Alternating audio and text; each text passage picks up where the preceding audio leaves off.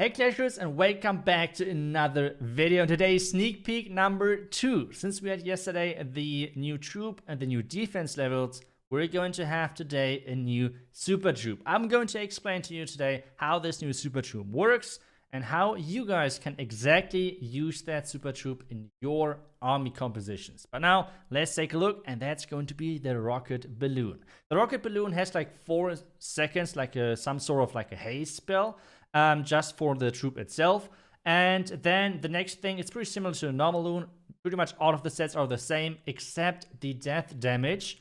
And this means overall it's 8 instead of 5 housing space. So this thing is incredibly strong. You maybe saw, let's drop one loon a bit further away and you can see it. The loon is just cruising through that base and getting to the Inferno Tower pretty quick. So you can do a lot of crazy things with this balloon, and I think it's going to be one of the most used super troops in the game because it's incredibly powerful. That's the first thing.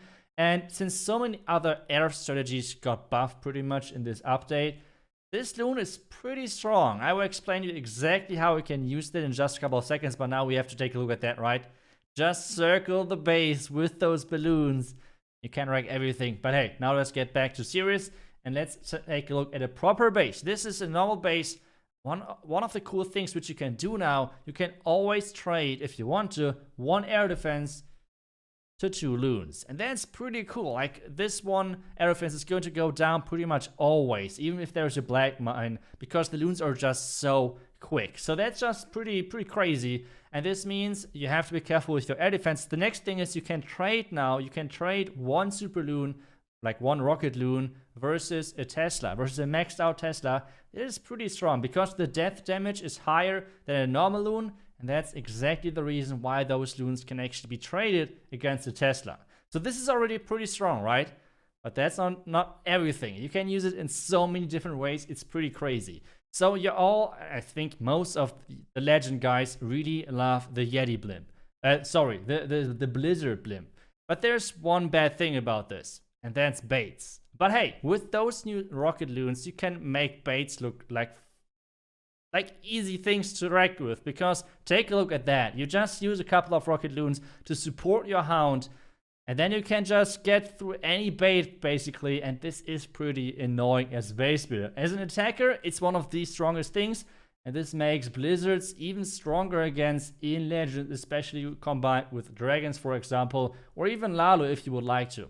Either way, this is pretty strong. You can see that right here. The defender did not count on us actually getting into the core, and we took down a huge part of the base. But now let's take a look at a proper strategy, which is going to be Dragbat for us. And you can not only snipe out air defenses, you can snipe out other buildings as well. For example, Wizzard Towers. And sniping out Wizzard Towers is obviously a huge thing with those rocket loons, and it makes Dragbat, for example, or overall bat attacks really easy to use, because at this moment, right now, it feels like Wizzard Towers are kind of often located further to the outside of the base.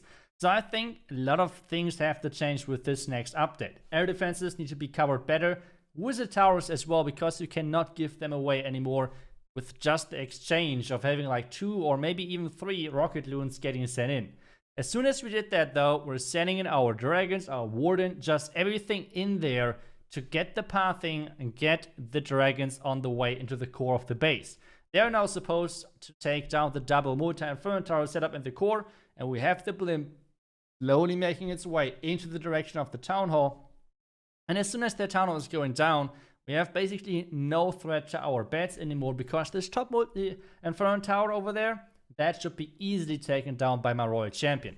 So town hall had to be frozen because there was this really annoying NATO over there. I mean, it's one of the alternate bases, so they exactly know what they're doing with their NATO traps. But now we have an easy backend with those bats right on top of the scatter shot. The scatter should be easily taken down. We have the royal champion working at the top side though. And this attack is looking pretty crushed, or this base actually is looking pretty crushed, because this attack just completely overpowered it.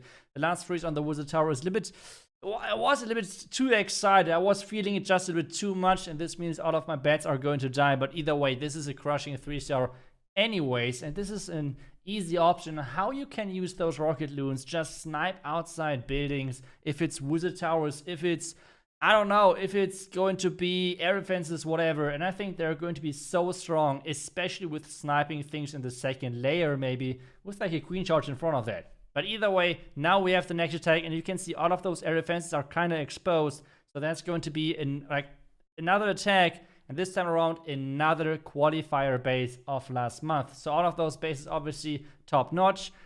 And now let's take a look at how we can do that. We have to use those rocket loons early, which means we do not have too many loons with our E-Dragons, and only 3 loons, but they're doing an amazing job of finding those black mines and keeping our E-Dragons safe. Now just keep raging our heroes on the right side, far away from that defending clan castle, making sure that whatever's in there is not getting looted out there. Most of the time nowadays we have triple ice golem in there, which obviously is not coming out against like a ground-based strategy, an air-based strategy.